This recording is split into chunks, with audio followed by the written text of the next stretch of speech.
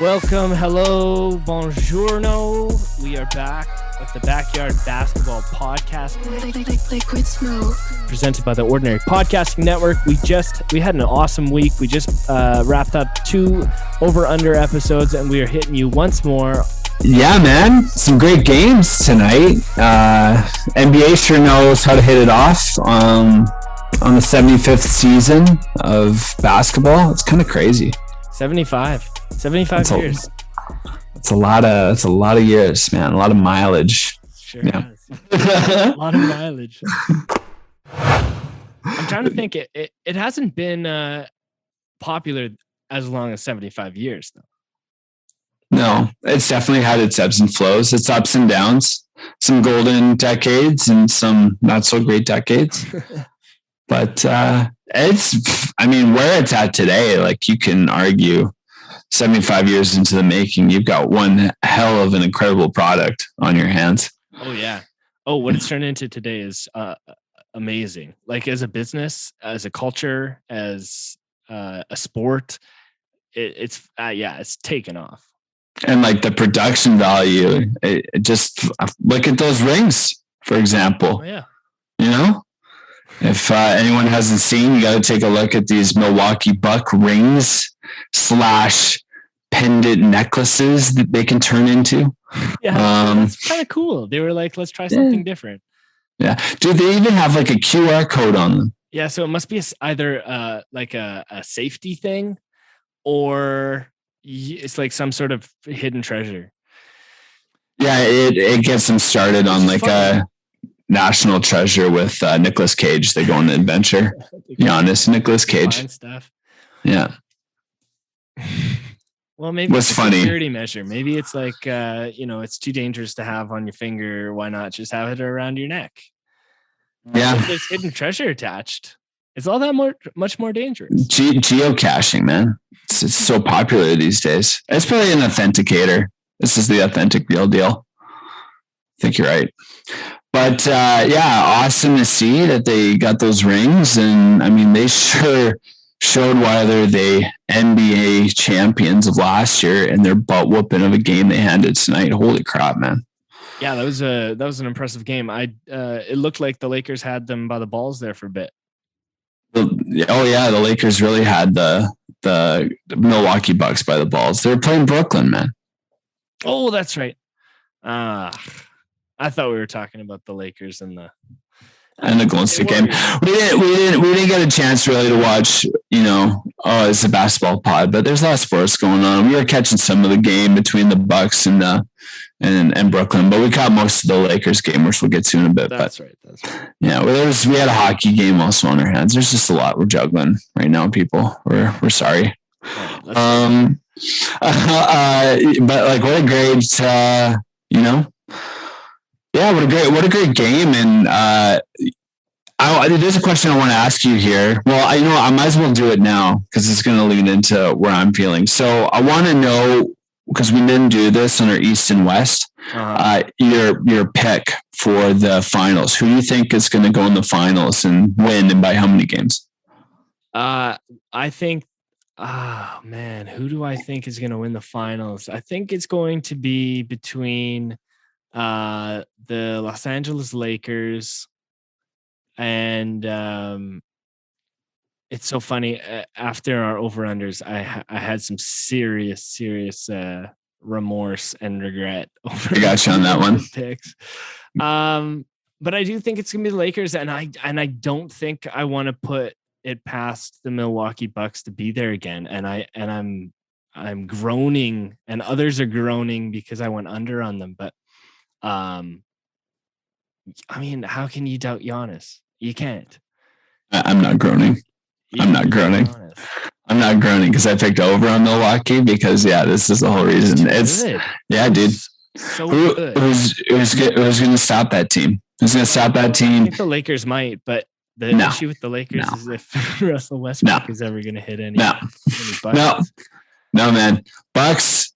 Yeah, you're probably right. Bucks, Lakers, and Bucks in 5. I'm going to say Bucks in 5. Man. All right, I'm going to take the Lake Show in 5. All right.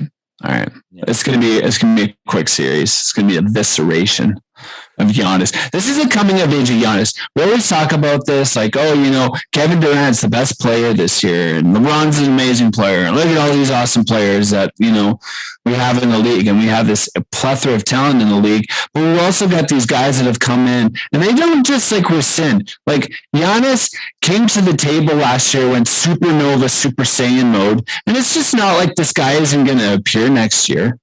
What are people smoking, man? I don't understand. This guy is the coming, and he has arrived, and he's not going anywhere. And he's figured out all the little tricks. He figured out what the Raptors did, and a bunch of other teams took that on and building a wall. He just does all these other things now, and he's still stretching out with his shooting. I don't know a lot of the depth. Because you think the Lakers are going to win in 5, so I do think the Lakers are going to win 5. But I don't know. I think Jan, okay, here's the caveat. If Davis has an MVP type season, Lakers are going to win. Can Davis stay healthy consistently? And kind of what we saw tonight, it was a good game. It was a grueling game, but he had to do a lot. He had to do a lot for that team, and they still came up short. And they need a good supporting cast. And I don't know if he can play at a crazy level for a long period of time, Davis, and then it's going to contribute. And these guys rocking up a bunch of wins, and then in a playoff when the game slows down and you get into the half court, you're not playing in transition. I don't know. In that scenario, I'm picking Milwaukee 100%. If it's going to be that kind of matchup. Mm-hmm. But yeah, I thought Brooklyn would have a better game than they did. They kind of fell apart there. Yeah, I mean, I don't know. And they had some weird, interesting pieces. Claxton was playing very significant minutes, it seemed, and I don't know. One of those things that feels like when you watch these games, and I feel like you see that in the NHL too, in that first game that all the guys are playing together again. There's these weird jitters, Mm-hmm. And I felt like you're shaking off the rust of the summer. Some guys are coming back more tan than others. A little heavier than others. Some guys did not look like they were in shape. Yeah. So. You're talking about Harden? Well, Harden, even Anthony Davis looked pretty gassed late in the game. Now he does a lot, specifically in that Lakers game, but everybody tonight looked like they were just shaking off a little bit of. Even Curry looked a little cold start. I don't even know where Russ was. We haven't gotten to that game, but I keep wanting to go there. Oh yeah, well, let's just go into that game. Pretty much what you could probably say about the Brooklyn-Milwaukee game is Milwaukee just throttled them. And Brooklyn, they got it is close to 10 points, but they can stand a chance. So I don't know. Kyrie's a big question with that too. Does he come back? When does he come back? How is that all cohesion going to come? Are they all going to stay healthy? Blah, blah, blah, blah, blah. We go on and on. But the Lakers game, and don't worry. Don't worry, everybody. We will be back on Kyrie. No, not today. Not today. I don't want to talk about it. I'm not. Right. You can talk about it. I'm not. I don't want nothing to do with that anymore. Right. I'm done. Maybe he'll end up on the Lakers. Do you think Klay Thompson comes back earlier than they propose? I think so. I think he probably will make something happen in terms of convincing his team and medical staff to let him play. I'm not really sure in terms of the where he's at in the progression of his recovery, but I have a feeling he'll be back sooner than people anticipate. He's a pretty tough dude, and he's been out for a long time. So I'm really hoping he's closer to ready to go here. Seeing Golden State and how they play tonight, what's your feeling for them going into the season, their playoff hopes? What do you expect from this Golden State team? I think I have perennial high expectations for that team as so long as Stephen Curry's on the team. Andrew Wiggins had a hop to his step. It's probably that nice new booster he got. And I really, really liked the addition of Bielitsa, a guy who can stretch the floor, shoot a three, but also he was dominant pick and roll. That's all Steph needs is a big dude to make some picks and give him like just a hair fraction of space to make something happen. I just I don't know. Do we start to see the decline in Draymond Green? Is this the year that we start to see a little bit of fatigue in his game? I don't think so, because I think he had an instance earlier. It was right around like the start of COVID where he was rescinding a bit and he was gaining a little bit of weight. And I remember arguments he was making like at the end of last season when they were doing the play-in game, then they made it into the playoffs. They were playing against the Lakers, weren't they? I think they lost to the Lakers. Yeah. And, Draymond was, his numbers weren't necessarily what prime Draymond were, but like he had that effort, energy, and his focus. I think that was a big thing. Draymond's focus seemed to be really on top of the right kind of decisions, being in the right places that, you used to see from the guy. So I don't know whatever he's doing in terms of diet or his health, habits, behaviors, but he seems to have, this new keen level of focus that I think is going to draw him out, if he keeps this up. And the focus, I think, is the big thing, because you see with that guy, like when he gets, too emotionally invested in the game and it detracts and he goes on into a bit like tilt mode. And if he can keep it, keep the focus and just play his game and play to his strengths, like I think he's going to have a really great season. So I don't think so. Yeah, man. But they look exciting. Steph was definitely tilt mode the first part of the game, man. He was so mad. Yeah, he looked so like screaming at the ball. Not having a good time. But the dude pulled off a triple double tonight, eh? Did he really? Yeah, it was like something like 21 points, 10 and 10. That's crazy. It's so funny. They have a taste. I mean, they have a mouthful of success, but they have such a little taste, that team, of such defeat in that one season they had. That I feel this is a team that really could go either way. This is a team that's still that dominant Golden State Warriors team that we've known the last decade. Or it's going to turn out to be, the dawning of a new era, and what that looks like will be really interesting this year, because even though they weren't right at the top like they usually were last year, Steph Curry still had an MVP season. Yeah, he's still playing at a superstar elite level. And if Clay comes back a sudden semblance of, his old self, you got a lot of interesting, and your interesting pieces associated, like Poole's playing incredible today. You're talking about Bielitsa. You got your young guys. Like, what kind of impact are they going to have as the season moves along? It's interesting. It's really interesting in Golden State. And the other caveat too is you've got all of these assets, this treasure trove of assets that you're just a trade away. And you never know what's going to happen. Like, sure, there's still a lot of You think Golden State is going to make an early move here? I don't think early, no. But by the trade deadline, potentially. They were ready to go with the draft. I think it's going to be a player that we're not even thinking of right now that they end up taking. I think it's just going to be one of those players halfway through the season, something's just not clicking and it's just a good opportunity, and they come off a team like a Pacers or, I don't know. Yeah, or maybe you do a 3-team trade, involve Dallas somehow, or I don't know. Like, you just get some. Atlanta has a treasure trove of assets. I'm not necessarily sure what the hell you're gunning for, but Sacramento, There's been a lot of conversation around Sacramento. So, you got Buddy Hield on that team. I don't know. There could be, depending on what they're needing. So they'll be a threat come playoff time. And but I got to ask you a really pertinent question, because we were talking about triple doubles just a sec earlier. Do you have faith in Russell Westbrook? Faith, yes. Optimism, it's waning. But that's only one game in.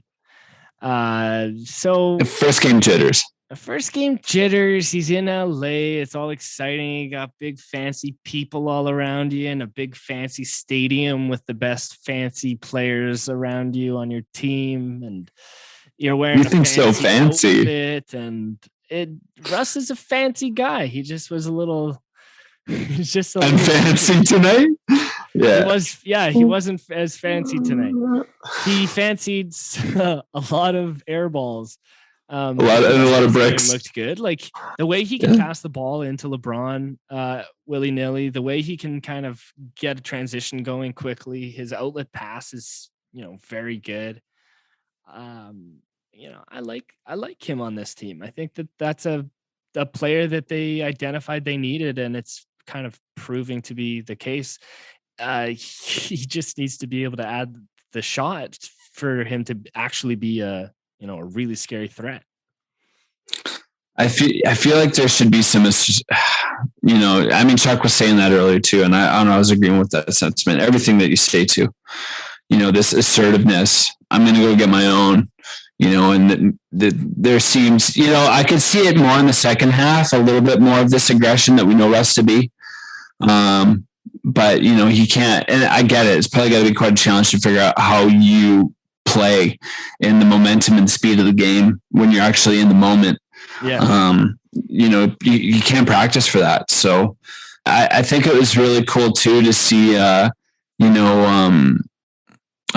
of these, guys, like adjustments being made already in the first game on the Lakers. Like the first half they were having, Rondo and Russ out at the same time. Second half, they never had the two of them out at the same time, and again, that was something that the halftime guys were talking about. And I completely agree and see being able to just constantly have a general on the floor that can facilitate and move the ball. You just create a lot of opportunity and create a lot of diversity in terms of what your makeup's going to be as a lineup each given night. And that's really cool. The flexibility that the Lakers have this season. And once just those role guys really get settled in their roles, and we start to see, Malik Monk will eventually come along and he'll hit some of those threes he missed early on. And Melo's going to do his thing, and he'll definitely have these moments where he strings together, maybe a couple wins, and the Lakers go on these 8-win runs or 12-win runs, sporadically throughout the season. How sweet is it to see Carmelo Anthony in the purple gold? Awesome. He looks so good, and he looks happy. Oh yeah, man, you can't help it. And again, such a crazy journey for him, and to see even the recognition today of where his points are and where he ranks on the ladder, number 10th. He's got still something to play for. Not only just a championship, gets to play with his buddy, but for his legacy, he gets that opportunity. Yes, and he's gonna get one, man. He's gonna get it, and it's gonna be in 5. I'm telling you. I think the Lakers got a really good shot this year, but oh my gosh, man, that Milwaukee team. Especially tonight, seeing that play. And I know they're going to have a couple flubs here and there, but it's like when the heart's on the line and you just see kind of like the soul pour out of these players on the floor. I don't see a more shining individual than Giannis right now. I really don't. Yeah. No, I hear you. And he's in the same place, but a much younger, when you talk about Melo, he wants to carve this legacy out. And even looking at Steph tonight, he's like, I'm not done winning. Right. This is for future. It's beautiful. I feel like this season, there's a lot of competition. There's a lot of different ways things can go, and it's going to be really interesting, man. That's a great segue. We're gonna take a quick break here. The Ordinary Podcasting Network is excited to announce that we have launched a merch store on our website. The store is full of ordinary swag, including t-shirts, hoodies, and hats. You can pick out something awesome and support your favorite podcast today by heading over to ordinarypodcasts.com. So, Ben Simmons. I thought we weren't going to talk about this guy. Well, here's the thing, man. Did you see him in practice? Yeah, man. Dude looked like... Do you think he was just performing? Do you think No. a performance? No, he just liked a very hostile scenario. You're in the Den of Dragons, and guys are saying shit to you and giving you looks and shit. And he's just like, guys got... This thing I'm going to say about Ben Simmons, man. This dude's got thin skin. Like, I don't understand where, you have been through what you've been through. There's no like coercion or manipulation here. And really at the end of the day, presenting you for what you are, because what you are is what, and I'm talking about this in relationship to his work and his game, but like what you are and your work in your game is what you presented on the court. And it was like somebody who was just cowardice in a playoff series and just wanted to completely disappear. And like, you don't own that. Like, it doesn't mean you have to stay. Hold on. No. You're talking about him being in contact with somebody, and the protocol during the playoffs and not wanting to play, but then playing.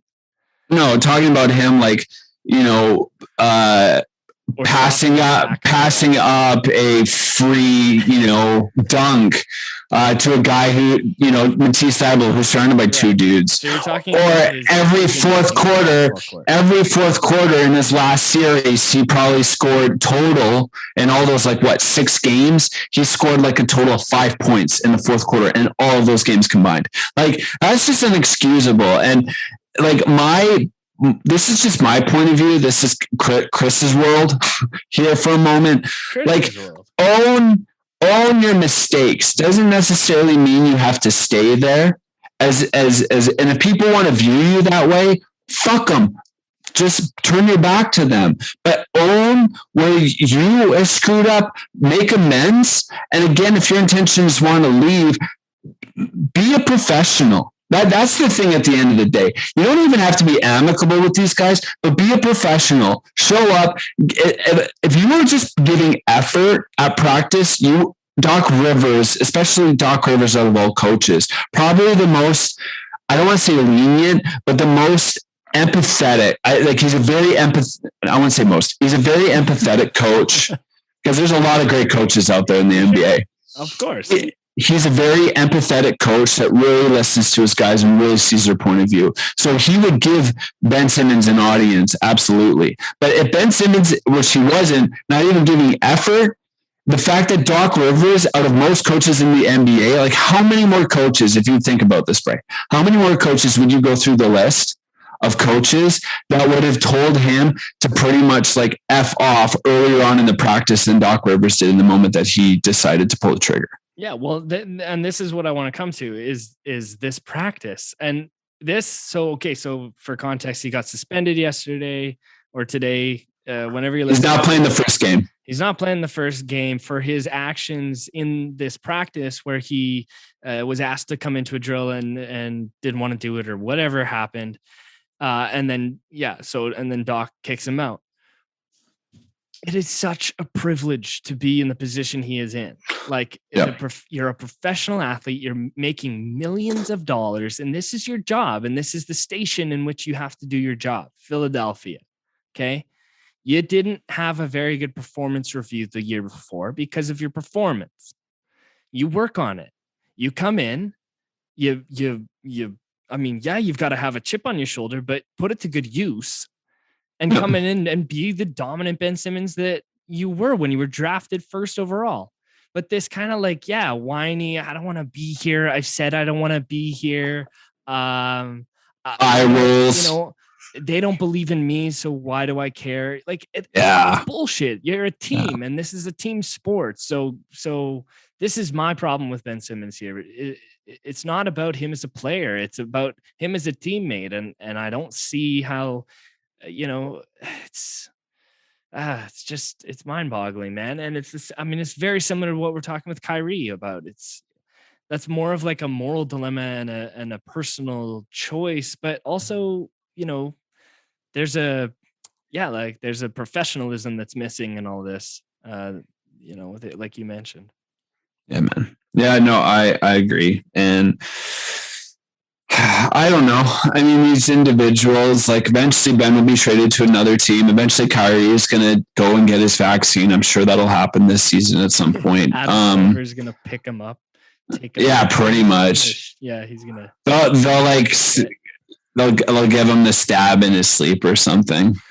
They're like, hey, actually today we've decided you can play. They'll tell him that. And then Kyrie will be like it'll be like NBA player sues the NBA, and it'll be like this big civil suit. It wasn't me. Yeah, figure out who done it. Who gave Kyrie the vaccine. Man. And for Ben, there was 3 options. You picked the worst freaking option, dude. You picked the worst option. There were 2 way better options. It says a lot about your character. It's not necessarily, I'm sorry. Let's just lay it on him. It's not necessarily like what you prove on the court. Like if I was, a GM or whoever, on a team, and I was thinking about adding you to my team, it's like, your personality and your attitude is just shit. Your character, it's like, wow, how can I trust that? How can I trust that? And where's the learning? Like, I want to know. Yeah, man. I want to know what the next step is for him still. I want to know what he does take from this and how this does improve, because it's only going down right now. If I had something to say to Ben Simmons, if I saw Ben Simmons in person, I would say this. I'd be like, Ben, okay, I know you and the whole Kardashian thing. Get the F off social media.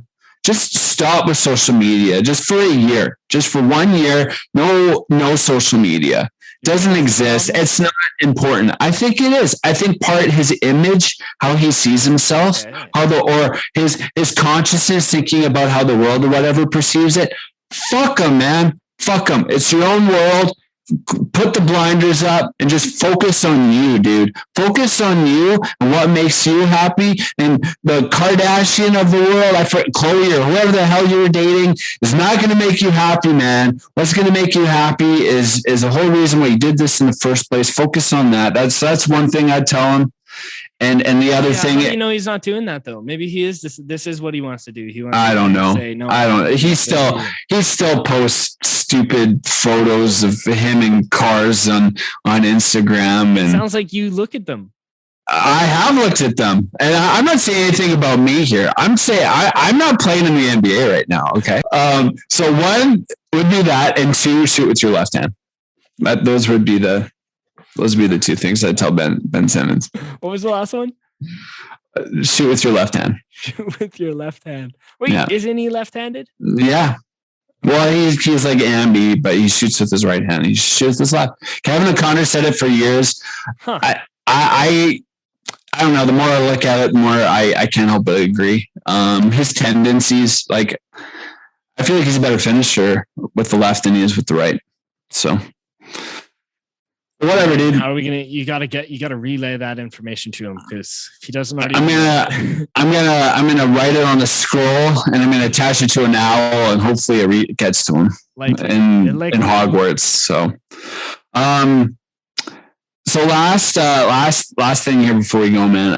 I want to bring up the NBA unveiled. So they're doing this thing because it's 75 years in the NBA.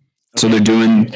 The NBA greatest of all time team of 75 players, right? And they didn't rank this necessarily in like, we think this is the 75th player all the way up to the number 1 player. They just did it all in alphabetical order. But they released the first 25. All right, so it's just today. All right, so I'm gonna nail these off. But they're and then we can talk about these are in alphabetical order. All right. The first 25. Okay, you ready? Yep. Part 1 of Part 1. 75. All right. It was a dark and stormy night. Kareem Abdul-Jabbar, Giannis Antetokounmpo, Nate Archibald, Charles Barkley, Bob Cousy, Dave Cowens, Kevin Durant, Julius Erving, George Gervin, Hal Greer, James Harden, Wow. Alvin Hayes, Jerry Lucas, Moses Malone, Kevin McHale, George McCain, Steve Nash, Dirk Nowitzki, Hakeem Olajuwon, Bob Pettit, Wes Reed, Oscar Robinson, David Robinson, Bill Russell, and John Stockton. Yo, that's just the first 25. That's the first 25. Those are awesome. Are those some great players? Those are some great names, and some great names that I've never heard of. So like I gotta look into some of these guys. Elvin Hayes, Hal Greer. I'm sure those were some really solid players back in the day. But yeah, you've got like, oh man, Stockton, Nash. Yeah. Oh, even like Bob Pettit on the Hawks. He was he was a superstar at his time for a couple of years there. I love how you said Hakeem Olajuwon and then Giannis. Like those are two of the greatest Bucks of all time. Just man. If not the greatest Bucks of all time. Yeah. Really. Yeah, dude. So when did the next 25 come out? Super special. That is a good question. I don't know if they're going to do this weekly. Thursday. Oh yeah. It says part 2 Wednesday and Thursday. Yeah. Final drop. So the next 2 days. So you're going to get one today and then you're going to get one tomorrow. Yeah. And then you'll get one more the day after. So I'm sure, for everybody. Yeah, exactly, man. I think it's kind of cool to see, like, you've got 3 players here that are on the 25 list that are still playing right now. I'm sure there's a handful more. Who do you think, who are like maybe 1 or 2 wild card options here that might just not make the cut or might? Oh man, that's a really hard question. That's a really hard question. 75. I guess that is a lot of players you got to think about. But greatest of all time. Like, is Kawhi on that list? 75 players. Yeah, I'd probably put Kawhi on that list. Yeah. Yeah, I'd put Kawhi on that list. Like, I don't think Robert Parrish would be on the list. Kyrie Irving. I hope he's not on the list. I really hope he's not on the list. I don't think he's on the list. That's a lot. I mean, he's won. Yeah, but there's better players. Enough about Shaq's on the list. Kobe's on the list. Dwayne Wade's on the list. Yeah. Ray Allen. Ray Allen should be on the list. That would be kind of a wild card, but I think Ray Allen should definitely be on the list. What he did from 3-point. Same with Chris Bosh. I feel like that'd be a either or like he'd be 80. Yeah. Oh yeah, Yao Ming would be on there too for sure. Oh man, yeah. Vince. Yeah. What about Gary Payton? Of course, he has to be. Yeah, of course. He could be a fringe. Yeah. Again, also could be fringe. I don't know. You think so? With those guys, yeah, I think they could be a little more on the razor's edge. But there's just so many players that we haven't even really seen. Yeah, I wonder if he'll be on there. I don't know. Magic and Larry, they didn't mention them. Yeah, they'll be there for sure. I feel like it was the Magic Larry years. Just going back to the very beginning of our conversation. Those 2 characters created the culture of the NBA when it became, or when the rise really began. I feel like it was just around that point where you get 2 and then you get rivalries really starting to form. The NBA desperately needed that. They were dealing with the whole drug issue. And I think the NBA was at its lowest, in the 70s, there was huge economic crash. Yeah. So yeah, having those two guys, that really, and they put Taylor's. Yeah, man. Yeah, exactly. Oh, imagine playing on Chuck Taylor's, like no support. I know. I think about also just like the growth of the shoe industry. Oh my God. Basketball shoes specifically. And to think of another sport. I mean, I guess you kind of see it in tennis with the change in shoe design with when Nike took over. But like if the skate changed to be a more effective or better kind of a footwear for the sport, that'd be crazy. That'd be so crazy. Yeah. Like if LeBron was playing with Chuck Taylor's his whole career, he would not be playing basketball anymore. No. He might already be dead. Yeah. His feet would be serrated. Yeah. Oh God. Oh. Talking about spending $2 million on his body, but he's got Chuck Taylor shoes. Yeah, right. LeBron, just one game. That would be a question I would ask him. If I ever had the chance to ask LeBron a question on the audience, like, have you ever played a game with Chuck Taylor's on? He'd be like, he'd give you the weirdest look. He'd be like, what? Yeah, Chuck Taylor soldiers. Yeah, that's right. All right, man. So, any last thoughts? And it's great season. Our teams battle off on Friday. The Celtics are going to eviscerate you guys. So you're talking about the Raptors being you guys? All right. No, the Celtics eviscerating the Raptors. We're gonna have a mass dinosaur extinction this Friday night. Tune in. I think you might be surprised. By a little bit of defense. I'd love to see some Scotty Barnes plays. That's what I'd love to see. Right on. Okay, well, thanks everybody for tuning in. That's the Backyard Basketball Podcast presented by the Ordinary Podcasting Network. Chris, thanks, buddy. And let's do this again next week. Sounds great, buddy. Have a good one.